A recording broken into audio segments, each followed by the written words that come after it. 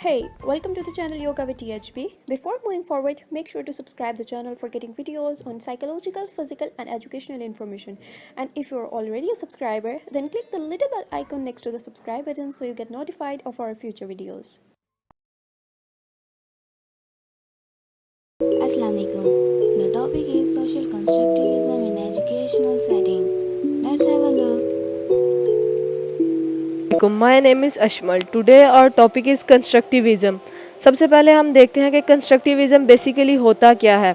ये word construct से निकला है, मतलब बच्चे अपने नॉलेज को खुद कंस्ट्रक्ट करते हैं, अपने नॉलेज को एक्वायर करते हैं। Constructivism is how knowledge is constructed by the learners who are involved in active learning. बच्चे अपने आसपास इर्द गिर्द की चीज़ों को देखकर अपने नॉलेज को एक्वायर करते हैं, चीज़ों को देखते हैं, ऑब्जर्व करते हैं और अपने नॉलेज को कंस्ट्रक्ट करते हैं। Students use their previous knowledge known as schemas to construct the new knowledge based on their experiences. जैसे जैसे बच्चा बड़ा होता है वो चीज़ों को देखता है, इसके माइंड में इमेजेस बनती हैं, तो इसके माइंड में स्कीमास बनते रहते हैं। तो जब वो इससे रिलेटेड किसी और चीज़ को देखता है तो अपने प्रीवियस नॉलेज में एडअप करता है। फॉर एग्जाम्पल, बच्चा पहले स्कूटर को देखता है, फिर वो कार को देखता है और फिर वो देखता है कि 4 टायर वाले ट्रक भी होते हैं। इस तरह वो अपने नॉलेज को एक्वायर करता है और कंस्ट्रक्ट करता रहता है। इस कंस्ट्रक्टिविज़म की 3 मेन स्टडीज़ हैं। नॉलेज इज़ फिज़िकली कंस्ट्रक्टेड, बच्चा फिज़िकली चीज़ को पकड़ता है और फिज़िकली चीज़ को ऑब्जर्व करता है। सेकंड स्टडी है हमारे पास, नॉलेज इज़ सिम्बॉलिकली कंस्ट्रक्टेड, फिर वो उस चीज़ को एक सिंबल देता है, नाम देता है। थर्ड पॉइंट है हमारे पास, नॉलेज इज़ सोशली कंस्ट्रक्टेड, बच्चा सोशली लोगों से इंटरेक्ट करता है और देखता है कि लोग इस चीज़ को क्या नाम से पुकारते हैं और क्या नाम देते हैं। इस तरह नॉलेज इज़ सोशली कंस्ट्रक्ट किया जाता है। My name is Saira Abdul Hafeez. First activity जो हम करने जा रहे हैं वो है थिंक पेयर रिपेयर की। इसमें ये होता है कि हम बच्चों को एक टॉपिक असाइन करते हैं, ओपन एंड डिस्कशन होती है। हमने बच्चों को कोई टॉपिक दे दिया, उसके बाद हम उनको सोचने का टाइम देंगे कि वो इस टॉपिक के बारे में सोचें, और फिर जब हम उनसे पूछेंगे तो वो हमें तब बताएंगे। उसके बाद हम बच्चों के जो है वो ग्रुप्स बना देते हैं, 2, 3, 4 ग्रुप्स बना देते हैं डिफरेंट। इस एक्टिविटी में हमने जो है वो 2 ग्रुप्स बनाए हैं। अब ग्रुप्स बनाने के बाद जो उन्होंने बच्चों ने आपस अपने माइंड में जो सोचा है वो अपने ग्रुप एड के साथ वो डिस्कस करेंगे, शेयर करेंगे, और उसके बाद जो डिस्कस करके फाइनल आंसर उनका आता है वो जब हम पूछेंगे तब हमें बताएंगे। आइए देखते हैं किस तरह से ये होता है। बच्चों, मैं आपको एक एक्टिविटी असाइन करने लगी हूँ। उसमें आपने जो है वो उस टॉपिक के बारे में सोचना है और फिर जब मैं पूछूंगी तब बताएंगे आप। आपका जो टॉपिक है वो ये है ऑनलाइन लर्निंग।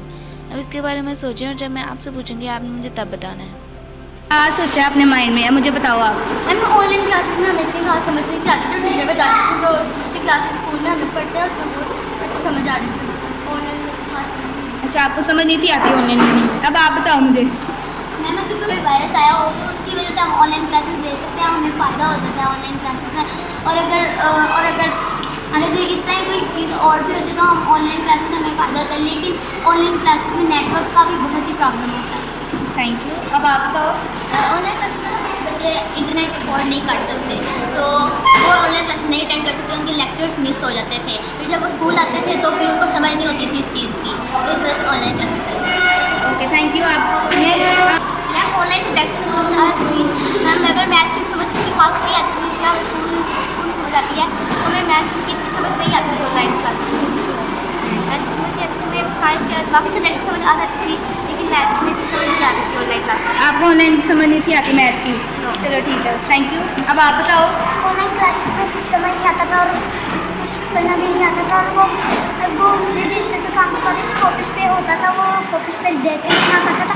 और ऑनलाइन क्लासेस में बहुत ही मसला आता है। चलो ठीक है, थैंक यू। अब आप बताओ। मुझे ऑनलाइन क्लासेस की टीचर की समझ नहीं आता, मुझे स्कूल की भी नहीं समझ। अब मैं आपसे पूछूंगी जो आपने अपने माइंड में सोचा है ना ऑनलाइन लर्निंग के बारे में, अब वो आपने मुझे बता दिया। मैं आपसे ग्रुप्स जो बनाए थे ना मैंने, अब मैं आपसे एक दोनों ग्रुप में से आपने जो एक आंसर डिसाइड किया है ना, आपने मुझे वो बताना है। आप मुझे बताओ आपके ग्रुप में से क्या है।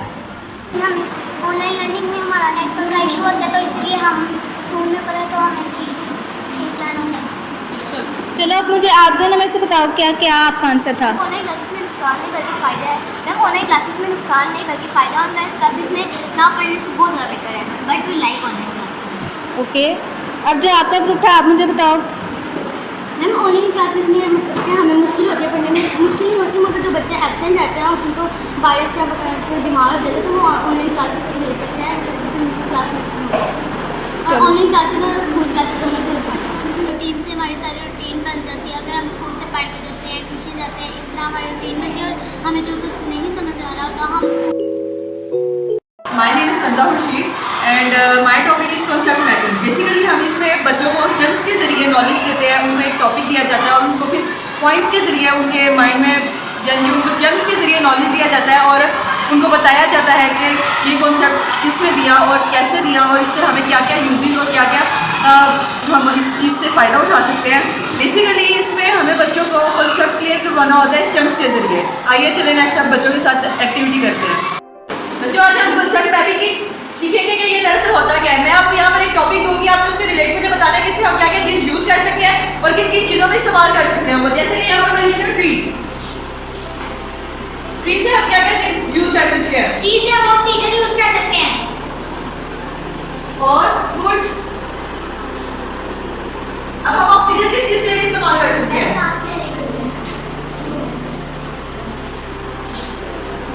ह्यूमंस के अलावा प्लांट्स, नेक्स्ट एनिमल्स।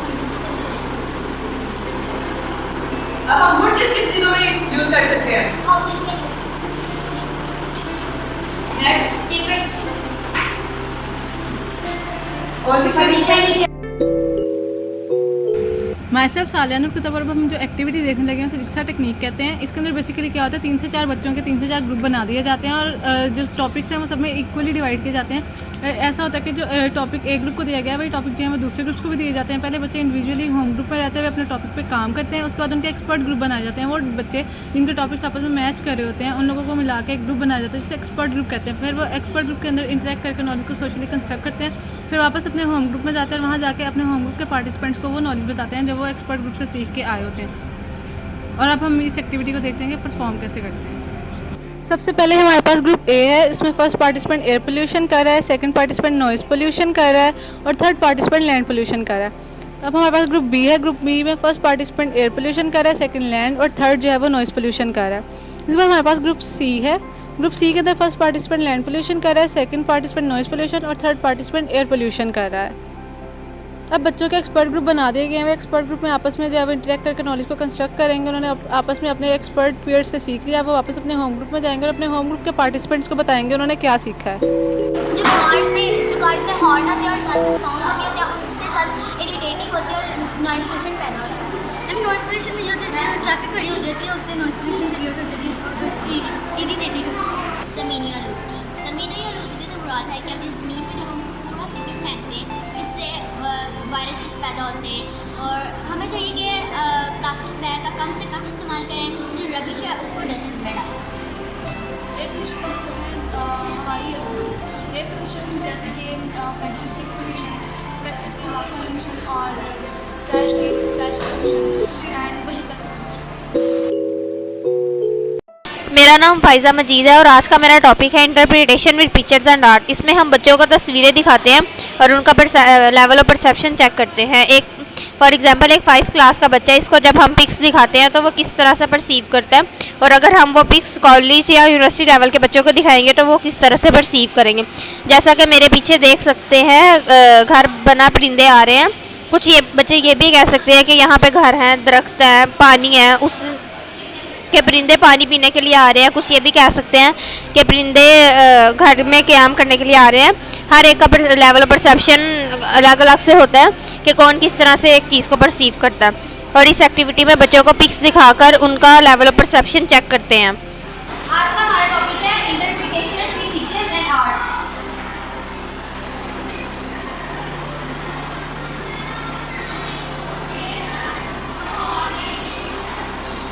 आज मैं आपको डिफरेंट किस्म की पिक्चर्स दिखाऊंगी और आपसे पूछूंगी कि आपको उस पिक्चर से क्या समझ आ रहा है।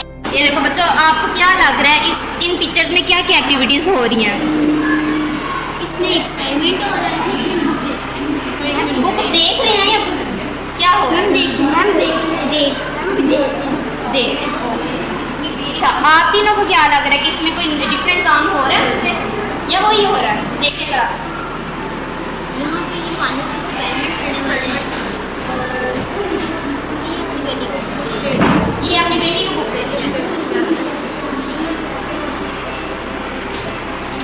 अच्छा, आप लोग देखो क्या हो रहा है इसमें। बेटी को बुक दे दिया और यहाँ पे पानी का एक्सपेरिमेंट हो रहा है, ये कुछ और भी हो रहा है। प्लांट्स लगा रहा हूँ, प्लांट्स लगा रहा हूँ। ये क्या हो रहा है? ये क्या है? ये पार्ट है। जैसा कि आप लोगों ने देखा कि हमने 5-6 क्लास के बच्चों को पिक्स दिखाई हैं, तो ज़्यादातर ने ये परसीव किया कि माँ बच्चे को बुक दे रही है, और दूसरी पिक में ये परसीव किया कि एक्सपेरिमेंट हो रहा है।